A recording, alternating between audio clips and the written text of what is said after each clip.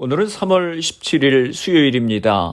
이제 다 함께 기도하심으로 수요 예배를 시작하겠습니다.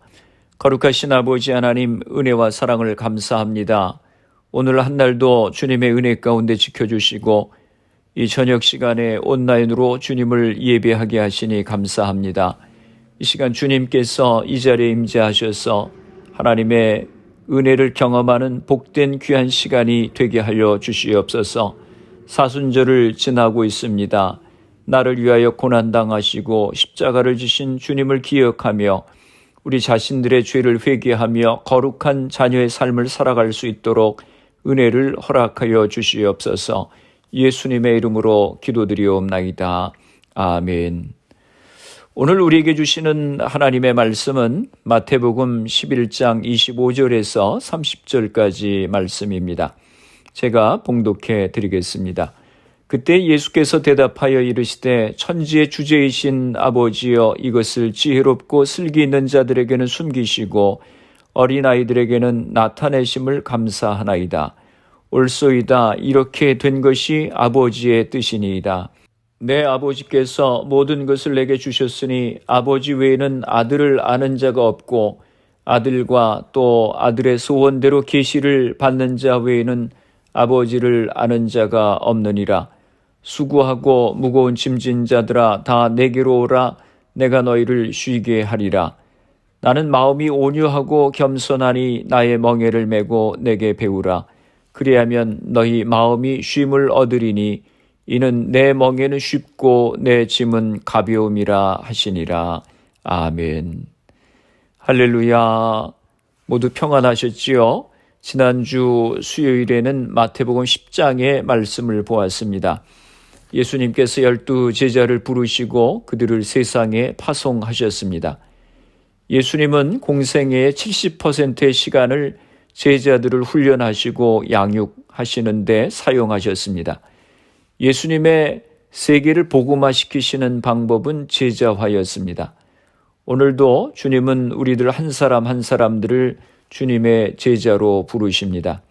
우리 모두가 주님의 부르심에 응답하고 주께서 맡겨주신 사명을 감당하기를 원합니다. 예수님은 제자들을 세상에 파송하시면서 복음을 전할 때 박해가 있을 것을 말씀하셨습니다. 어려움이 있을 것을 말씀하셨습니다. 그러나 포기하지 말고 끝까지 견디는 자가 되라고 하셨습니다. 몸은 죽여도 영혼은 능히 죽이지 못하는 자들을 두려워하지 말라라고 하셨습니다. 또 주님을 따를 때 아버지나 어머니를 나보다 더 사랑하는 자는 내게 합당하지 아니하고 아들이나 딸을 나보다 더 사랑하는 자도 내게 합당하지 않다고 말씀하시면서 우선순위에 대한 말씀을 하셨습니다. 하나님께 최우선순위를 두어야 한다고 하는 것입니다. 또 10장 38절에서 자기 십자가를 지고 나를 따르지 않는 자도 내게 합당하지 아니하니라 라고 하셨습니다. 주님을 섬기며 내가 감당해야 될 책임을 감당하며 묵묵히 주님을 섬기는 우리 모두가 되어야 하겠습니다.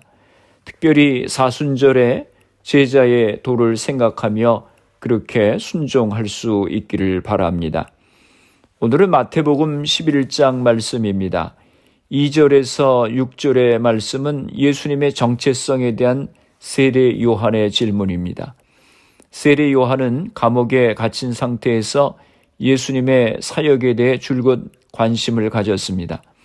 그런데 세례 요한은 예수님을 지켜보면서 그가 기대했던 메시아의 사역과 예수님께서 행하시는 사역 사이에 거리감이 있는 것으로 느낀 것 같습니다. 그가 기대했던 메시아의 사역은 마태복음 3장 12절의 말씀에 나타납니다.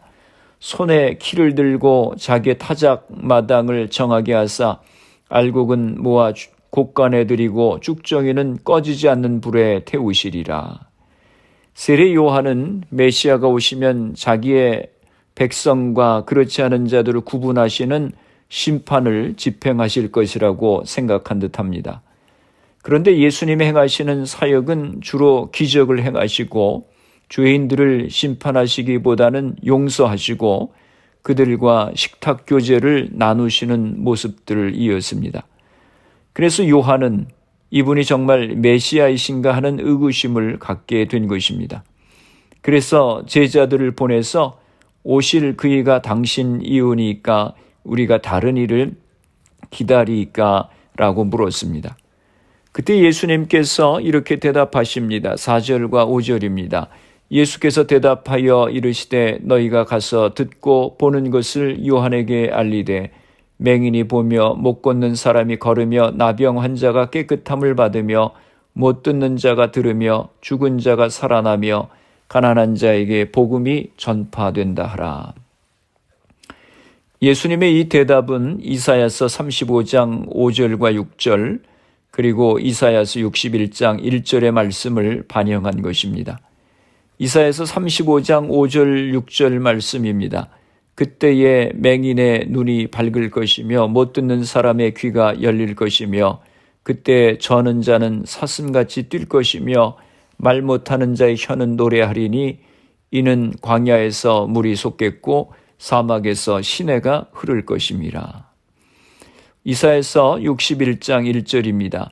주 여호와의 영이 내게 내리셨으니 이는 여호와께서 내게 기름을 부으사 가난한 자에게 아름다운 소식을 전하게 하려 하심이라. 나를 보내사 마음이 상한 자를 고치며 포로된 자에게 자유를 갇힌 자에게 노임을 선포하며. 이사야 선지자가 메시아가 오시면 일어날 일들을 예언한 말씀들입니다. 그런데 예수님께서 이사야서의 말씀을 통해서 대답하신 것은 바로 자신이 이 땅에 오신 것이 말씀들의 성취라고 하는 것을 알려주신 것입니다. 그렇습니다. 예수님이 임재하시는 곳마다 하나님의 나라가 임하게 되는 것입니다. 상처난 마음이 회복되고 병든 몸이 고침받는 역사가 일어나고 그 마음에 하나님의 나라에 대한 복음이 전파되는 것입니다. 찬송가 438장 내 영혼이 은총 입어 3절 가사를 보면 이렇게 찬양합니다. 높은 산이 거친들이 초막이나 궁궐이나 내 주 예수 모신 곳이 그 어디나 하늘나라. 주님이 우리의 마음에 임하시게 되면 해결될 수 없을 것 같은 문제가 해결되고 세상이 줄 수 없는 평안으로 가득하게 되는 것입니다. 이와 같은 주님의 은총이 여러분들에게 임하시기를 축원합니다. 7절에서 15절까지 말씀은 세례 요한에 대한 예수님의 평가입니다. 10절과 11절 말씀입니다. 기록된 바 보라 내가 내 사자를 내 앞에 보내노니 그가 내 길을 내 앞에 준비하리라 하신 것이 이 사람에 대한 말씀이니라. 내가 진실로 너희에게 말하노니 여자가 낳은 자 중에 세례 요한보다 큰 이가 일어남이 없도다. 그러나 천국에서는 극히 작은 자라도 그보다 크니라. 예수님은 세례 요한에 대해서 그가 모든 선지자들 중에서 가장 큰 자일 뿐 아니라 모든 사람들 중에서 가장 큰 자라고 하셨습니다. 예수님의 이 선언은 요한의 개인적인 능력에 관한 것이라기보다 하나님의 목적에 있어서 그의 역할에 관하여 말씀하신 것입니다. 요한은 하나님 나라의 도래에 있어서 주님의 길을 준비하며 가장 결정적인 역할을 한 사람이었습니다. 세례 요한은 하나님의 말씀 가운데 변하지 않는 분명한 신념과 태도를 가지고 있었습니다. 왕이라 할지라도 그가 잘못하면 질책하였던 사람입니다. 세례 요한은 약대 털옷을 입고 가죽띠를 하고 험한 곳에서 살았던 야인이었습니다. 그는 사람의 인기나 박수갈채, 편안함이나 높은 지위를 추구하지 않고 진리와 정의, 신념 때문에 비록 광야에 살지라도 그것을 기뻐하며 산 사람이었습니다. 그는 생명을 걸고 하나님의 말씀을 선포한 선지자였습니다.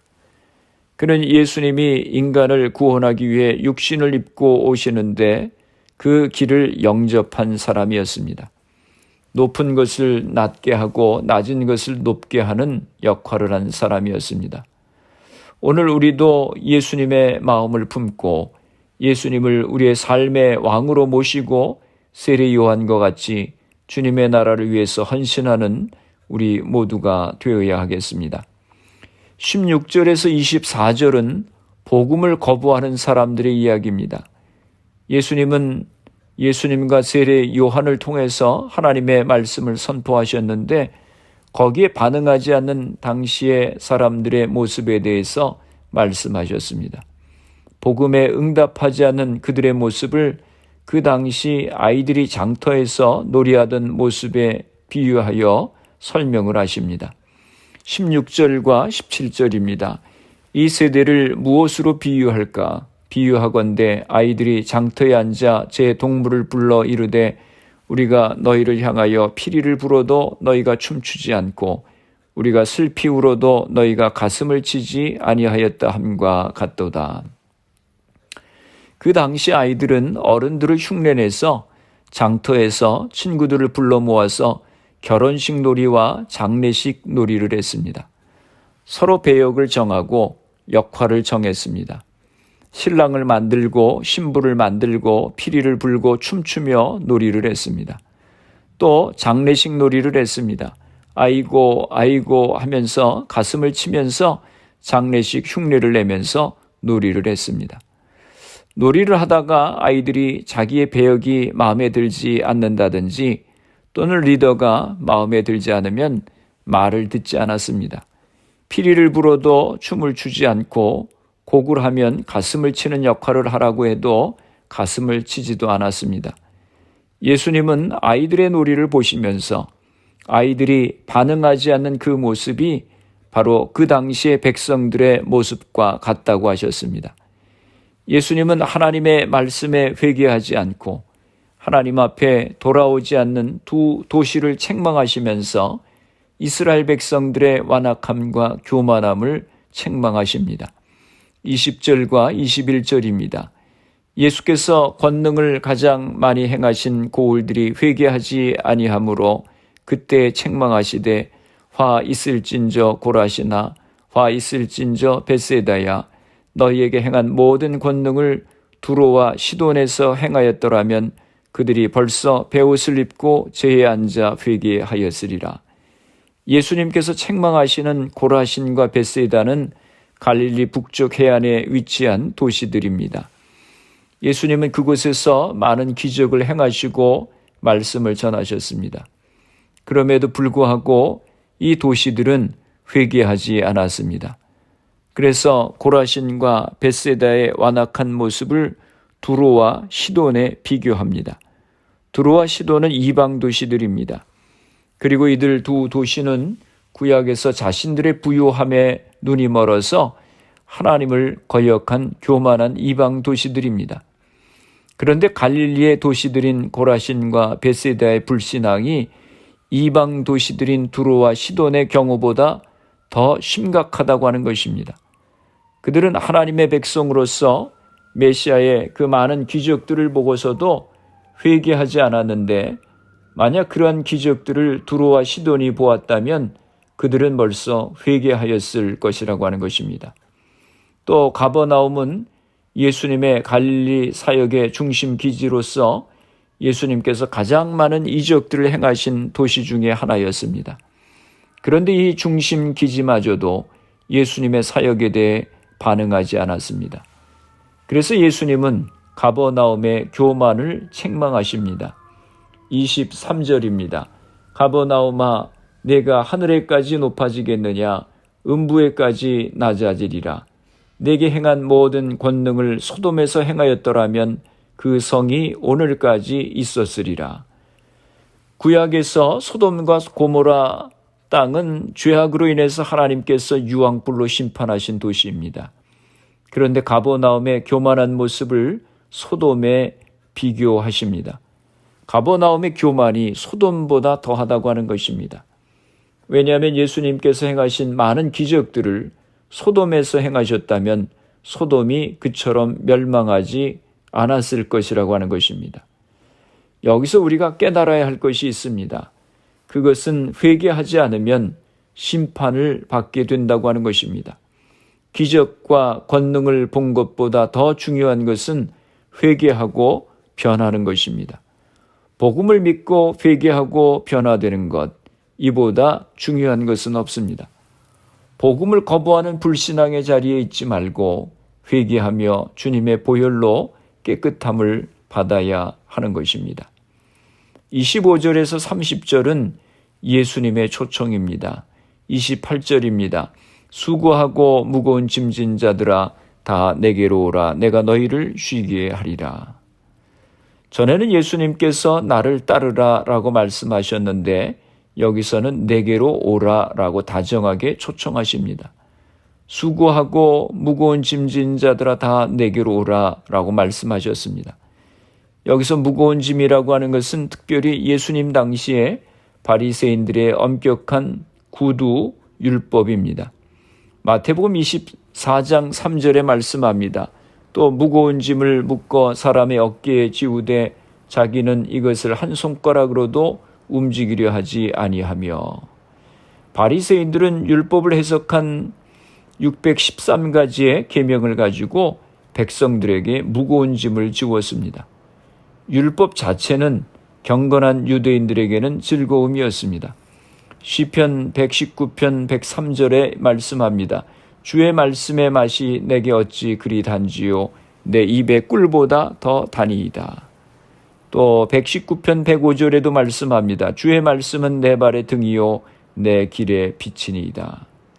하나님의 말씀이 그들에게 무거운 짐이 아니라 바리새인들이 만든 613개의 구전이 유대인들에게 큰 짐이었습니다. 내가 너희를 쉬게 하리라 라고 하는 말씀은 안식을 주시겠다고 하는 말씀입니다. 29절입니다. 나는 마음이 온유하고 겸손하니 나의 멍에를 메고 내게 배우라. 그리하면 너희 마음이 쉼을 얻으리니. 나의 멍에라고 하는 것은 율법에 대한 예수님의 해석과 가르침입니다. 예수님의 쉬게 하시는 방법은 율법 준수의 의무를 없애는 것이 아닙니다. 예수님은 오히려 마태복음 5장 20절에서 내가 너희에게 이르노니 너희 의가 서기관과 바리새인보다 더 낫지 못하면 결코 천국에 들어가지 못하리라 라고 하셨습니다. 예수님의 멍에를 메고 그에게 배운다고 하는 것은 예수님의 뜻에 따라서 예수님이 가르쳐 주시는 모범으로 보여주신 방식대로 내면의 진정성을 가지고 율법을 지킨다고 하는 것입니다. 이렇게 할 때 마음이 쉼을 얻게 될 것이라고 하는 것입니다. 왜냐하면 30절에 말씀합니다. 이는 내 멍에는 쉽고 내 짐은 가벼움이라 하시니라. 예수님의 멍에는 쉽고 가볍기 때문이라고 하는 것입니다. 우리가 인생에서 수고로움을 느끼는 가장 근본적인 이유가 무엇입니까? 그것은 자기가 인생의 주인이라고 착각하는 것입니다. 스스로 자기 인생의 주인이라고 착각하며 살아가는 한 인생에서 진정한 쉼은 찾아오지 않습니다. 왜 그렇습니까? 우리 안에서 일어나는 끊임없는 욕심을 스스로 만족시켜야 하기 때문입니다. 스스로 주인 행세를 하는 사람은 자기 내면에서 끊임없이 일어나는 욕망이 채워지지 않기 때문에 불안해하고 긴장합니다. 남이 누리고 싶은 욕심만큼은 가져야 한다고 하는 그 초조함, 다른 사람보다 더 많은 것을 누리고 싶은 욕심 때문에 쉼을 누리지 못합니다. 예수님은 그런 우리들에게 스스로의 삶의 주인 노릇하는 것을 멈추고 오직 예수님을 주인으로 삼으라고 말씀하십니다. 예수님을 주인 삼는다고 하는 것은 그분의 말씀을 따라 살아가는 것입니다. 그것만이 끊임없는 욕망과 욕심으로부터 해방되는 길이며 예수님이 주시는 평강을 누리는 유일한 길인 것입니다. 진리 안에 머물 때 우리는 참된 자유를 누리게 되는 것입니다. 인생의 무게에 눌리고 욕망에 지쳐 있다면 예수님께 나아오시기 바랍니다. 그분을 인생의 주인으로 모시고 그분의 말씀을 따라 살기를 결심하시기 바랍니다. 지금까지 경험해 보지 못한 참된 쉼과 만족을 경험하게 될 것입니다. 이재영이라고 하는 가수의 간증을 들었습니다. 그는 예수 믿지 않는 사람이었는데 인생이 너무 힘들어서 하나님의 도우심이 필요했답니다. 어떻게 하나님께 자기의 마음을 전달할지를 몰라서 텍스트 메시지를 쓰기도 했다고 하는 것입니다. 그러다가 동네 어느 한 교회를 몰래 가서 예배 드리기 시작했답니다. 사람들이 자기를 알아볼까봐 몰래 가서 예배를 드리고 축도전에 나왔답니다. 그러던 어느 주일 교회 전도사님이 축도전에 나가는 자기를 붙잡고 축도 마치고 가라고 해서 그렇게 하기 시작했답니다. 그래서 그 전도사님과 서로 이제 알게 되었는데 어느 날 그 전도사님이 금요 철야 기도가 있으니 참석하라고 연락을 해서 어떻게 그 기도회를 하는지 구경 삼아 가보았답니다. 사람들이 시끄럽게 소리를 내고 기도를 해서 이단이 아닌가 의심을 하기도 하고 그 금요 철야 기도 시간에 자기는 기도는 하지 않고 다른 사람들이 어떻게 하는가 구경만 하다가 돌아왔다는 것입니다. 그런데 그 다음 주 금요일에도 전도사님이 또 오라고 해서 가기 싫었지만 또 갔답니다. 그런데 거기 가서 구경하지 말고 기도해야 되겠다. 그렇게 생각을 하고 자기도 소리를 내서 기도를 했답니다. 그런데 신기한 일이 일어났습니다. 기도하는데 이상하게 눈물, 콧물이 나고 나중에는 통곡을 하게 되었다는 것입니다. 너무 창피해서 소리를 멈추려고 해도 멈춰지지가 않았답니다. 그렇게 얼마를 기도했는데 놀랍게도 그렇게 믿어지지 않았던 하나님이 믿어지고 예수님이 나의 죄를 위해서 십자가에 달려 돌아가신 분이라고 하는 것이 믿어지고 자신이 가지고 있었던 인생의 커다란 의문점들이 한꺼번에 해결이 되는 은혜를 경험하게 되었다고 하는 것입니다. 정말 하나님은 살아계신 하나님이십니다. 우리가 우리 인생의 무거운 짐을 가지고 주님 앞에 나오면 주님께서 참 쉼을 주시는 것입니다. 오늘 우리 인생에도 남에게 말할 수 없는 무거운 짐들이 있습니다. 일에 대한 고민, 자신에 대한 고민, 부모 자식에 대한 고민, 부부간의 고민 등등 남몰래 흘리는 눈물과 한숨이 있습니다. 예수님은 그것을 다 아십니다. 절망하는 인생을 향해서 주님께서 두 팔 벌리시고 누구든지 내게 오는 자에게는 안식을 주시겠다고 말씀하셨습니다. 수고하고 무거운 짐진 자들아 다 내게로 오라 내가 너희를 쉬게 하리라 하시는 주님의 초청에 응답하시고 여러분의 모든 인생의 무거운 짐을 주님 앞에 내려놓고 주님 앞에 나아가시기 바랍니다. 주님께서 우리를 만나주시고 주님의 평안과 쉼을 주실 줄로 믿습니다. 기도하시겠습니다. 살아계신 아버지 하나님 은혜와 사랑을 감사합니다. 우리는 모두 인생의 무거운 짐을 지고 살아가는 사람들입니다. 남에게 얘기할 수 없는 무거운 짐들이 있습니다. 주님 이 시간 저희들의 무거운 짐을 주님 앞에 내려놓사오니 주님 저희들에게 주님의 참 평안을 허락하여 주시옵소서. 우리의 가정들을 위해서 기도합니다. 사랑하는 자녀들을 축복하시고 우리에게 주신 사업과 직장을 복되게 하여 주시옵소서. 질병으로 인하여 어려움 가운데 있는 성도님들을 기억하여 주시고 이 시간 안수하여 주시고 치료하여 주시옵소서. 코로나 바이러스의 문제가 하루속히 해결되어서 모두가 정상적인 생활을 할 수 있도록 은혜를 허락하여 주시옵소서.